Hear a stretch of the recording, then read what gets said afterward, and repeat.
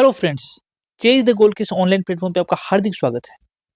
हमने अपनी last class में डिस्कस कर लिया था कि किस प्रकार से उदय सिंह जो है वो एकमात्र ऐसा मेवाड़ का शासक था जो अफगान दास्ता को स्वीकार करने वाला था। कौन सा शासक था? पहला शासक जिसने अफगान दास्ता को, अफगान अधीनता को स्वीकार किया था। किसकी अधीनता स्वीकार की थी उदय सिंह ने? उदय सिंह जो है उस उदय सिंह के द्वारा अधीनता स्वीकार की गई थी शेरशाह सूरी की। किसकी अधीनता स्वीकार की थी? शेरशाह सूरी की। और ये शेरशाह सूरी बाद में कालिंजर युद्ध के दौरान सन 1545 ईस्वी के अंदर तोप का गोला फटने के कारण से शेरशाह सूरी की क्या हो जाती है? शेरशाह सूरी की मृत्यु हो जाती है। और शेरशाह सूरी की मृत्यु के बाद उदय सिंह जो है वो वापस से मेवाड़ पर अपना स्वतंत्र अधिकार कर लेते हैं। तो यहाँ तक हमने अपनी लास्ट क्लास के अंदर डिस्कस कर लिया था। देखो, जब उदय सिंह गद्दी पर बैठे थे तो उसी पीरियड के दौरान जो मुगल सल्तनत थी, उस मुगल सल्तनत का शासक था अकबर। सन 1556 से लेकर के सन 1605 ईस्वी तक उस मुगल शासक का नाम अगर आपसे पूछ लिया जाए जो उदय सिंह के समकालीन था, तो उसका नाम अकबर है। सन 1556 से 1605 के बीच अकबर जो था वो मुगल सल्तनत संभालता है और दिल्ली की गद्दी पर अकबर बैठता है। अब जब अकबर दिल्ली की गद्दी पर बैठा हुआ है तो अकबर जो है वो अपने साम्राज्य के विस्तार के लिए राजस्थान की ओर बढ़ता है। अकबर किधर मूव करता है? अकबर जो है वो मूव करता है राजस्थान की ओर। और राजस्थान की ओर मूव करने के बाद अकबर क्या करता है? अकबर जो है वो सबसे पहले आक्रमण करता है नागौर पर। सन 1562 ईस्वी में अकबर के द्वारा 1562 में क्या होता है? 1562 में अकबर जो है वो नागौर पर हमला करता है। उदय सिंह के शासनकाल की ही बात है। उदय सिंह के शासनकाल के अंदर दिल्ली सल्तनत का राजा कौन है? अकबर है, मुगल है। अकबर क्या करता है? साम्राज्य विस्तार के लिए राजस्थान की ओर बढ़ता है और 1562 ईस्वी में नागौर पर हमला करता है। और नागौर का किलेदार उस समय हुआ करता था जयमल राठौड़। तो जब वो है नागौर पर हमला करता है तो उस टाइम पर नागौर का जो किलेदार था, उस किलेदार का नाम क्या था? उस किलेदार का नाम था जयमल राठौड़। नागौर का किलेदार कौन था? नागौर का किलेदार था जयमल राठौड़। तो जयमल राठौड़ को हरा देता है अकबर और जयमल राठौड़ को हरा करके अकबर नागौर पर अपना अधिकार कर लेता है। ये जयमल राठौड़ कहाँ चला जाता है? ये जयमल राठौड़ यहाँ से निकलता है और निकल कर पहुंच जाता है कहाँ पर? महाराणा उदय सिंह के पास, यानी कि मेवाड़ चला जाता है, उनकी शरण में चला जाता है। दूसरा क्या हुआ कि अकबर जो है ये दूसरी बार हमला करता है। कहाँ पर? दूसरी बार ये अकबर जो है वो हमला करता है आपके जयमल राठौड़ को हराने के बाद बाज बहादुर पर। बाज बहादुर पर, ठीक है। और बाज बहादुर भी कहाँ चला जाता है? बाज बहादुर भी यहाँ से चला जाता है महाराणा उदय सिंह की शरण में, ठीक है। यानी कि महाराणा उदय सिंह की शरण में जयमल राठौड़ चला गया, महाराणा उदय सिंह की शरण में चला गया बाज बहादुर। अब अकबर को पता चला कि उदय सिंह के पास शरण में चले गए हैं जयमल राठौड़ और बाज बहादुर, तो अकबर जो है वो उदय सिंह के पास एक संदेश भिजवाता है कि मेरे दो आदमी आपके पास आए हुए हैं, उनको आप मुझे सुपुर्द कर दो और आप मेरी अधीनता स्वीकार कर लो। जब उदय सिंह के पास यह अधीनता स्वीकार करने वाली बात पहुंचती है तो उदय सिंह जो है वो अकबर को क्या करते हैं? उदय सिंह अकबर को साफ साफ मना कर देते हैं। तो उदय सिंह ने क्या किया? उदय सिंह ने अकबर को मना कर दिया कि मैं ना तो बाज बहादुर को लौटाऊंगा, ना मैं आपको जयमल राठौड़ को लौटाऊंगा और ना ही मैं किसी प्रकार की अधीनता स्वीकार करने वाला। जब अकबर को यह बात पता चली तो अकबर को बहुत बुरा लगा और अकबर ने क्या किया? अकबर जो है उस अकबर ने सन 1567 में अकबर ने सन 1567 में मांडलगढ़ होते हुए चित्तौड़गढ़ दुर्ग पर पहुंचा और चित्तौड़गढ़ दुर्ग पर घेरा डाल दिया। क्या किया 1567 ईस्वी में? ये मांडलगढ़ कहाँ पड़ता है? भीलवाड़ा में। तो ये मांडलगढ़ होते हुए कहाँ पहुंचा?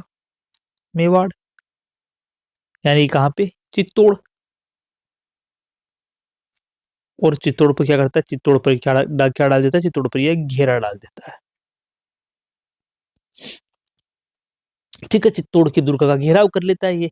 अब चित्तौड़गढ़ दुर्ग के घेराव की खबर जब मिलती है किसको, उदय सिंह को, तो उदय सिंह के द्वारा, महाराणा चूंकि उदय सिंह थे तो उनके द्वारा एक आपात बैठक बुलाई जाती है और उस आपात बैठक में ये निर्णय लिया जाता है कि दुर्ग की जिम्मेदारी संभाली जाएगी जयमल राठौड़ और फतेह राठौड़ को, और महाराणा उदय सिंह यहाँ से निकल कर जाएंगे गोगुंदा की पहाड़ी में, और गोगुंदा की पहाड़ी में जाकर के वह इस युद्ध की स्थिति पर निर्णय करेंगे, युद्ध की स्थिति को देखेंगे भाई, क्योंकि अगर राजा यहाँ रह जाएगा तो लड़ाई के अंदर कुछ भी हो सकता है, और अगर राजा ही मर जाएगा तो उस कंडीशन के अंदर जो सेना है उस सेना का मनोबल कमजोर हो जाएगा। तो उदय सिंह जो है वो यहाँ से बाहर जाएं, गोगुंदा जाएं, गोगुंदा जाकर युद्ध स्थिति का ध्यान रखें, और अगर पीछे से जयमल और फत्ता जो है वो अगर इस युद्ध को नहीं संभाल पाते तो कम से कम राजा तो बाहर रहेगा इस युद्ध को आगे चलाने के लिए, कि संघर्ष तो जारी रहेगा, और वरना क्या होगा, संघर्ष ही खत्म हो जाएगा। तो इस संघर्ष को बचाए रखने के लिए और इस संघर्ष को यथावत बनाए रखने के लिए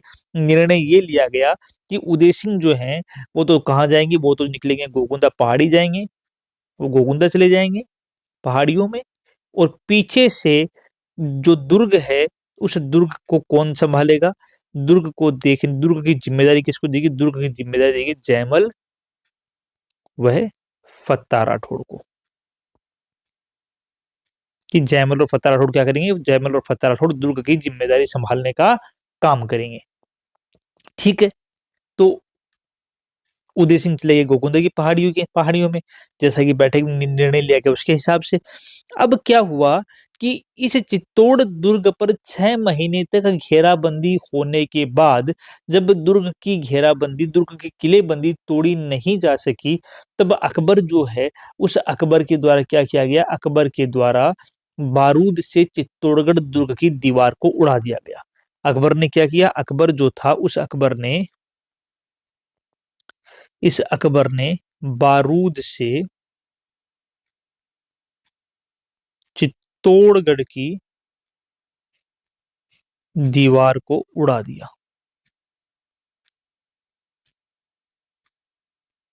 अकबर ने क्या किया, अकबर ने बारूद से चित्तौड़गढ़ की दीवार को उड़ा दिया। भाई आज दीवार उड़ा दी है, कल को हम जहां से हमने दीवार तोड़ी है उसके आगे से हमला करेंगे। लेकिन हुआ क्या, दुर्ग की जिम्मेदारी किसके पास है, जयमल के पास है। तो जयमल ने क्या किया, रातों रात वह दीवार वापस बनवा दी, रातों रात दीवार बनवा दी। अब सुबह उठकर अकबर ने देखा तो अकबर को कहीं दीवार टूटी हुई नजर नहीं आई। अकबर ने कहा कल ही तो तोड़ी थी, कहाँ चली गई दीवार। तो अकबर डेली दीवार तोड़वाता और जयमल उसे रातों रात बनवा देता। तो अकबर को बड़ा आश्चर्य हुआ। एक दिन अकबर ने देखा कि दीवार टूटने के बाद में एक व्यक्ति दीवार को बनवाने में लगा हुआ है। तो अकबर ने नीचे से ही अपनी बंदूक, जिसका नाम था संग्राम, उस संग्राम बंदूक से गोली मारी। गोली जाके लगती है कहाँ पे, गोली जाके लगती है जयमल के पांव में, और जयमल वहीं पर घायल हो जाता है। गोली कहाँ लगी, गोली लगी जयमल के, और जयमल क्या हो जाता है, जयमल घायल हो जाता है। यह जो चित्तौड़गढ़ दुर्ग है, इसे चित्तौड़गढ़ दुर्ग पर आक्रमण करने के लिए अकबर ने जो तोपें लगवाई थी, उस तोपों को लगवाने के लिए उसने एक कृत्रिम टीले का निर्माण करवाया था, और उस कृत्रिम टीले को मोहर नगरी के नाम से जाना जाता है। उस टीले को क्या बोलते हैं, उस टीले को बोलते हैं मोहर नगरी, माफ कीजिएगा, उस टीले को बोलते हैं मोहर नगरी। मोहर नगरी क्यों बोलते हैं, मोहर नगरी इसलिए बोलते हैं कि ऐसा कहा जाता है कि टीले के निर्माण के लिए जो मिट्टी तगारी से डाली गई थी, उस एक एक तगारी मिट्टी के लिए अकबर ने एक एक मोहर दी थी। इसी कारण से उस टीले का नाम क्या है, उस टीले का नाम मोहर नगरी नाम दिया गया। और यहीं से अकबर ने बारूद लगा करके तोपों के माध्यम से दुर्ग की दीवार जो थी, उस दुर्ग की दीवार को तोड़ा था, जिसे वापस जयमल राठौड़ के द्वारा बनवा दिया जाता था। अब क्या हुआ, अब जयमल राठौड़ जो हैं, वो जयमल राठौड़ क्या हो गया, जयमल राठौड़ हो गया घायल। जयमल राठौड़ क्या हो गया, जयमल राठौड़ जो है वो जयमल राठौड़ तो हो गया घायल। अब जयमल राठौड़ घायल हो गया तो उस कंडीशन के अंदर जो किले की दीवार तोड़ी गई थी, उस किले की दीवार का वापस बनना पॉसिबल नहीं हुआ। जब पॉसिबल नहीं हुआ तो जयमल को भी लगा कि अब अपने पास और कोई चारा नहीं बचा है, किले के गेट खोलने पड़ेंगे और क्या करना पड़ेगा, केसरिया करना पड़ेगा। यानी कि क्या होने वाला है, केसरिया और जौहर साथ होगा, यानी कि साका करना पड़ेगा अब तो। तो उस समय निर्णय ये लिया गया कि अब जो है होने वाला क्या है, अब होने वाला है साका, क्योंकि हमारे पास कोई चारा नहीं बचा है। चारों तरफ सेना अकबर की बैठी हुई है, तो हमें क्या करना पड़ेगा, हमें केसरिया करना पड़ेगा राजपूत वीरों को, और जो महिलाएं हैं वो क्या करेंगी, वो जौहर करेंगी। तो निश्चय ये किया गया कि अब इस केसरिया का जो प्रतिनिधित्व है वो कौन करेगा, क्योंकि जयमल राठौड़ घायल पड़ा हुआ है। पीछे कौन था, पीछे था फत्ता राठौड़। फत्ता राठौड़ ने कहा कि इसकी अगुवाई मैं करूंगा, और फत्ता राठौड़ जो था, उस फत्ता राठौड़ के साथ एक था कल्लाजी। कल्लाजी कौन था, कल्लाजी जो था वो जयमल राठौड़ का भतीजा था। तो जब कल्लाजी और फत्ता राठौड़ लड़ने के लिए निकले तो जयमल बहुत दुखी था कि भाई आज सुअवसर आया है इतना बड़ा, सभी के सभी लड़ने जा रहे हैं, सब केसरिया करेंगे, लेकिन मैं कुछ नहीं कर पाऊंगा, मैं घायल यहीं बैठा हुआ हूँ। तो जब ये कंडीशन देखी अपने चाचा जयमल की कल्ला जी ने, तो कल्ला ने क्या किया, कल्ला जी ने जयमल राठौड़ को अपने कंधे पर बैठा दिया कि चाचा हम दोनों लड़ेंगे, आप मेरे कंधे पर बैठ के लड़ो। तो इस प्रकार अगर हम बात करें कि 24 फरवरी 1900 सॉरी माफ कीजिएगा 24 फरवरी 1568 को दुर्ग के फाटक खोले गए, और दुर्ग के फाटक खोल करके जयमल और फत्ता राठौड़, जयमल किसके कंधे पर बैठा हुआ है, कल्ला जी के कंधे पर बैठा हुआ है। तो दो हाथ किसके हो गए, दो हाथ हो गए जयमल के, दो हाथ हो गए कल्ला जी के। टोटल कितने हाथ, चार हाथ, इसलिए कल्ला जी को क्या कहा जाता है, चार हाथ वाला देवता। ये क्या कर रहे हैं, ये कर रहे हैं केसरिया। 24 फरवरी 1968 को किले के द्वार खोले जाते हैं, और किले के द्वार खोल करके इस उद्देश्य से कि जितनी भी क्षति पहुंचा सके शत्रु सेना को, उतनी क्षति पहुंचा दी जाए। जयमल और फत्ता जो हैं वो किले के द्वार खोल करके अकबर की सेना के सामने आ डटते हैं। जयमल जो है वो खुद घायल थे, इसलिए कल्ला जी अपने कंधों पर बैठाकर, कल्ला जी कौन है, कल्ला जी जयमल के भतीजे हैं, तो कल्ला जी उन्हें अपने कंधों पर बैठाकर लड़ते हैं। चूंकि कल्ला जी लड़ते हुए चार हाथ नजर आते हैं, इसलिए कल्ला जी को चार हाथ वाला देवता भी कहा जाता है। ये तो बात किसकी होगी, केसरिया की बात हो गई। अब दूसरा क्या होना है, दूसरा होना है जौहर। फिर शाखा तभी कंप्लीट होगा जब केसरिया के साथ जौहर होगा।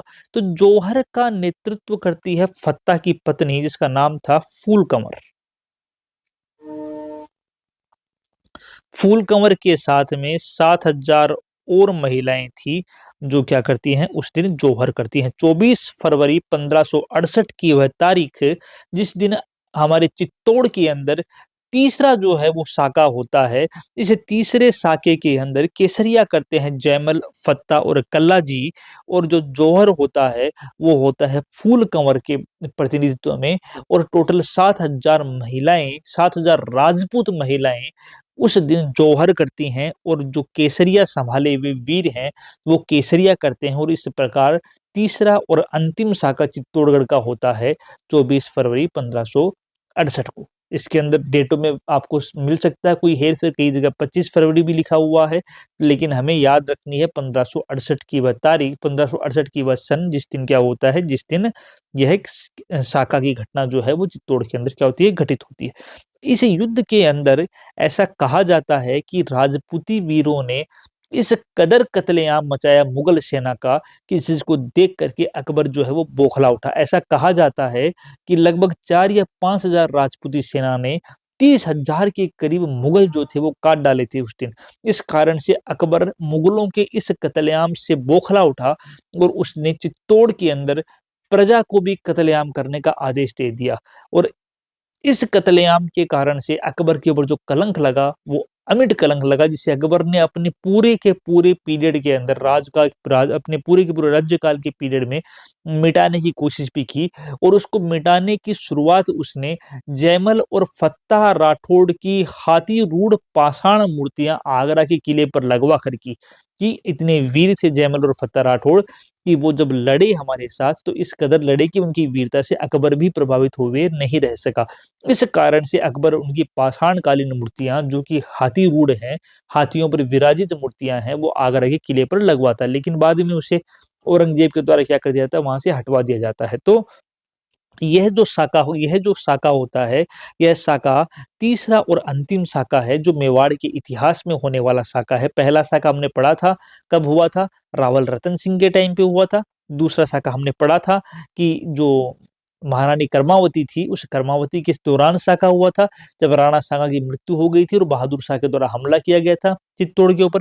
और तीसरा साका जो होता है वो अकबर के आक्रमण के कारण से होने वाला साका। इस प्रकार मेवाड़ के इतिहास में, चित्तौड़ के इतिहास में ये 3 साके हुए हैं। ऐसा कहा जाता है कि जब चित्तौड़ के दुर्ग के अंदर मार काट मचा करके अकबर वहां से लौट रहा था, तो उस दौरान जो हमारे उदय सिंह हैं, उन उदय सिंह की सेना जो है, वो उदय सिंह की सेना करती है अकबर के ऊपर हमला। जिस जगह पर होती है, जिस जगह पर हमला किया जाता है, उस जगह का नाम है पिंडोली।